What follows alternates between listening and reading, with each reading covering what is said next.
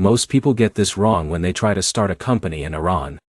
They assume it's too complex, too restricted, or only possible for large local investors.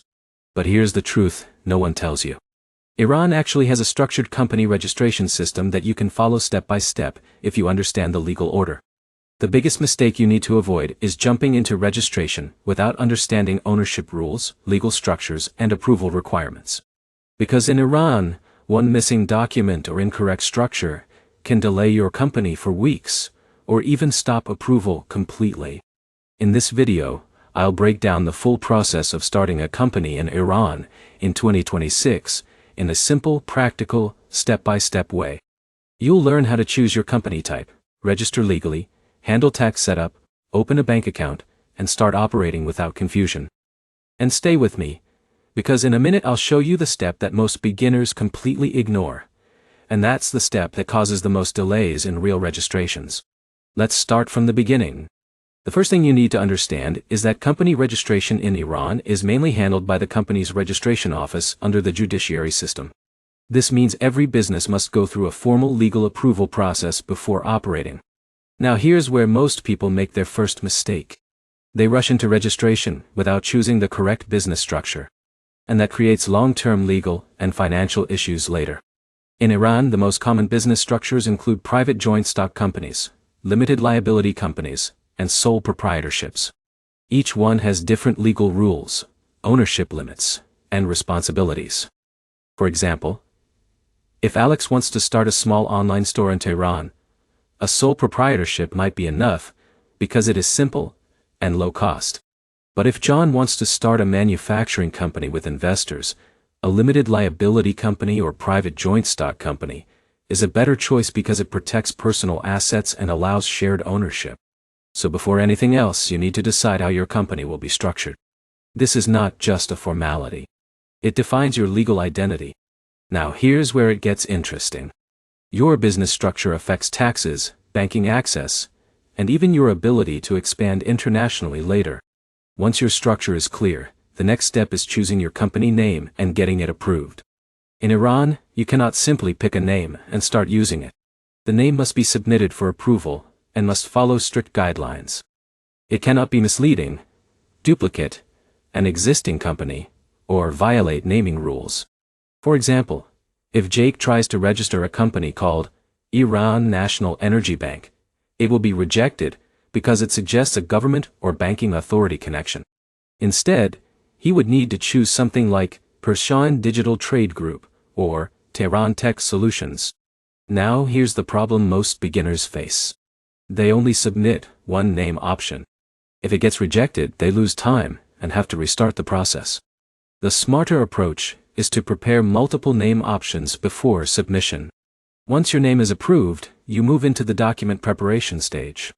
This is where things start to feel more serious, but I'll simplify it so you can understand it easily. You will need key legal documents such as your company articles of association, company bylaws, shareholder agreements if applicable, and identity documents for all founders. Think of these documents as the rule book of your company. They define ownership, responsibilities, decision-making processes, and how profits are distributed. For example, if Maria and Alex are starting a textile business in Isfahan, they must clearly define who owns what percentage, who manages operations, and what happens if one partner wants to exit the company. Now here's where many people fail. They copy templates without adjusting them to their real situation. That creates disputes later when the business grows or changes direction. So always make sure your legal documents reflect your actual business model. Once your documents are ready, you submit your application to the company's registration office. At this stage, the authorities review your application, verify your documents, and check compliance with Iranian commercial law. Now, if everything is correct, your company is officially registered, and you receive your registration number. But here's something important. Registration alone does not mean your business is fully operational. In a minute, I'll show you the step that most beginners forget. And that step is what allows you to legally operate, invoice clients, and pay taxes correctly. After registration, the next essential step is tax registration. In Iran, every company must register with the Iranian National Tax Administration. This gives your business a tax identification number, which is required for issuing invoices and reporting income. Without tax registration, your company is legally incomplete from an operational standpoint. For example, if John opens a consulting firm in Shiraz, but does not complete tax registration, he cannot legally invoice clients or comply with financial reporting rules. Now here's an important insight. Many new entrepreneurs think tax registration can wait until revenue starts. That is incorrect. It should be completed immediately after company registration. Next comes banking, which is a critical part of the process. Once your company is registered, and you have your tax number, you can open a corporate bank account in Iran. This account is essential for managing business transactions, receiving payments, and maintaining financial transparency. Here's a mistake many beginners make. They mix personal and business funds in the early stages. This creates accounting confusion and legal problems later. So always separate business finances from personal finances from day one. Now let's talk about foreign investors, because this is a very important topic in Iran's business environment.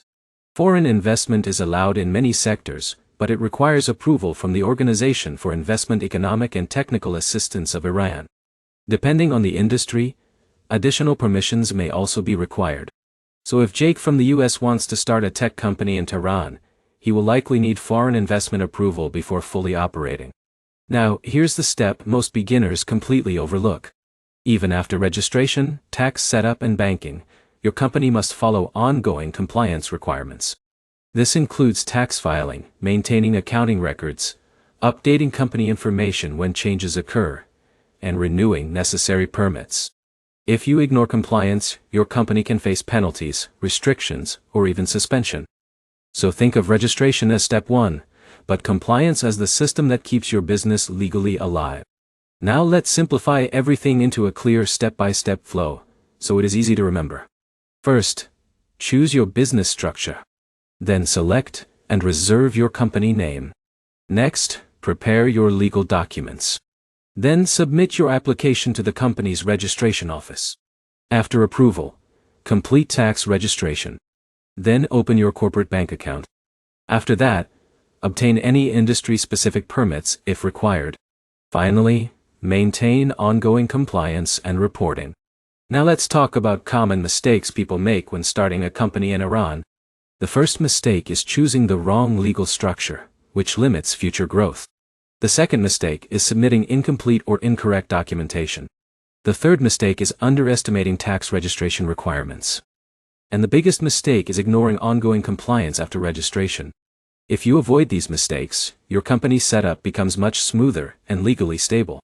Now let's talk about timeline expectations. Company registration in Iran can take anywhere from a few days to several weeks depending on documentation accuracy, business type, and approval workload.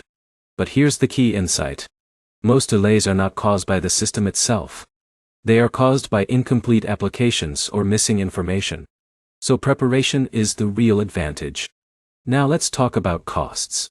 The cost of starting a company in Iran depends on business structure, legal fees, registration fees, and any industry-specific licensing requirements.